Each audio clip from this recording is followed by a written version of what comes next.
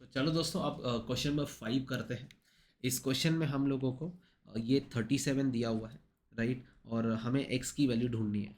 चलो, ये 37 दिया हुआ है। चलो सम चालू करते हैं। ये ट्राइंगल को देखो ध्यान से।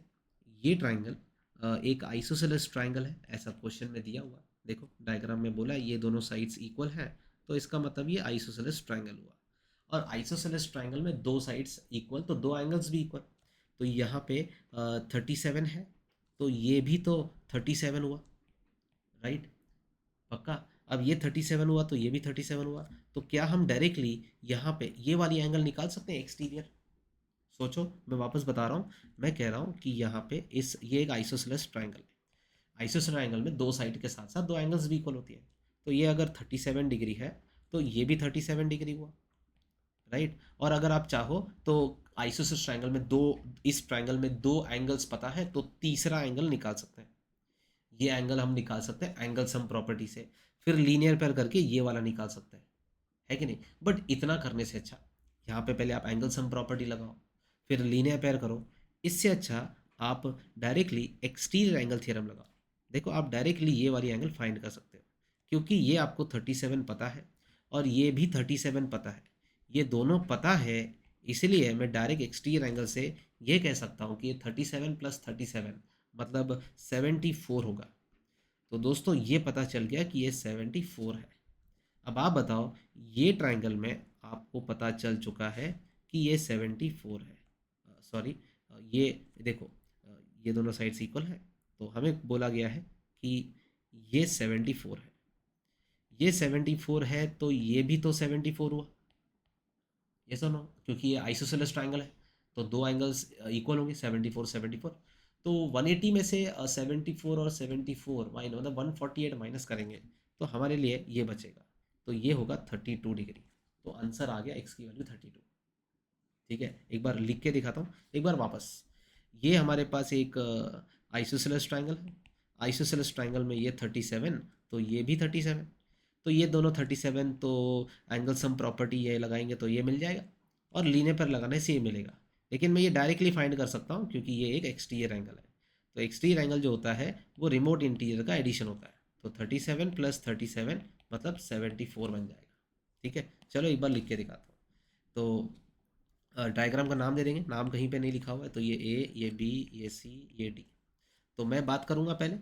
पहले मैं लिखूँगा इन ट्राइंगल ए बी सी। ठीक है, दो साइड्स इक्वल है, कौन सी? बी सी इक्वल है ए सी को। ठीक है, ये गिवन है क्वेश्चन में। तो हम लिखेंगे देयरफॉर, अगर बी सी इक्वल है ए सी को तो एंगल ये जो बी ए सी और ए सी जो है वो एंगल ए बी सी, ये दोनों इक्वल होंगे, राइट। ये दोनों इक्वल होंगे मतलब दोनों 37 होंगे, राइट। तो ये दोनों एंगल 37 हो गए। तो दोस्तों ये 37 आ गया और ये भी 37 आ गया। चलो, ये भी 37 आ गया। अब हम क्या करें?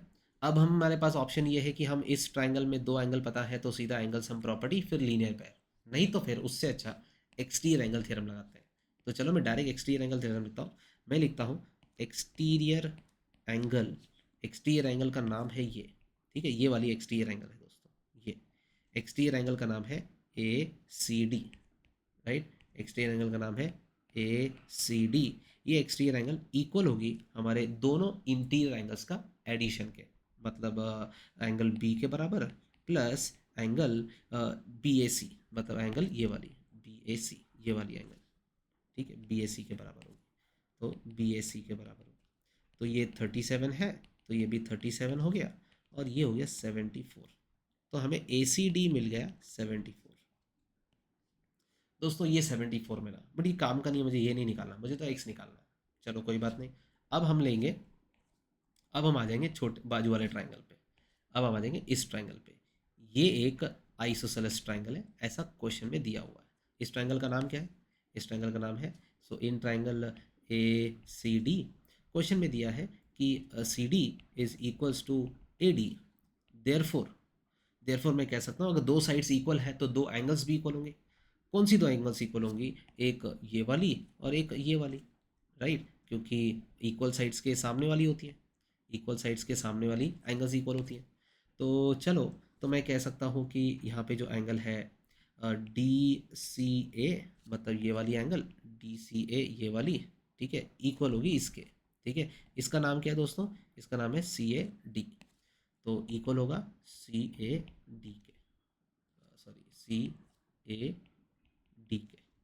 लेकिन आपने डी सी ए एंगल तो 74 निकाला, आपने डी सी ए एंगल तो 74 निकाला, तो सी ए डी भी 74 हो गया। चलो ये भी 74 हो गया, ठीक है, ये अपने को गिवन था। और ये दोनों 74 कैसे हो गए, ये 74 आया, तो अपने को ये भी एंगल 74 मिल गई। आई बात समझ में? तो कैसे हुआ ये तो isosceles triangle theorem, isosceles triangle theorem. अब मुझे बताओ ये दोनों एंगल 74 है, तो अब बस x तो निकल ही जाएगा, इधर हम एंगल सम प्रॉपर्टी लगाएंगे। तो हम लिखेंगे angle D C A plus angle C A D, ठीक है, plus angle A D C is equals to 180, ये 74, ये भी 74, और ये x इक्वल्स टू 180, और ये हो गया 148 प्लस x इक्वल्स टू 180। ये सुन लो, आई बात समझ में? तो अब ये हो गया, तो यहाँ से मुझे x की वैल्यू मिल गई 180 माइनस 148, तो मुझे x मिल गया दोस्तों 32। आई होप इतना क्लियर है सबको, यहाँ तक तो बातें समझ में आ गई होगी। क्वेश्चन नंबर 4 हो गया।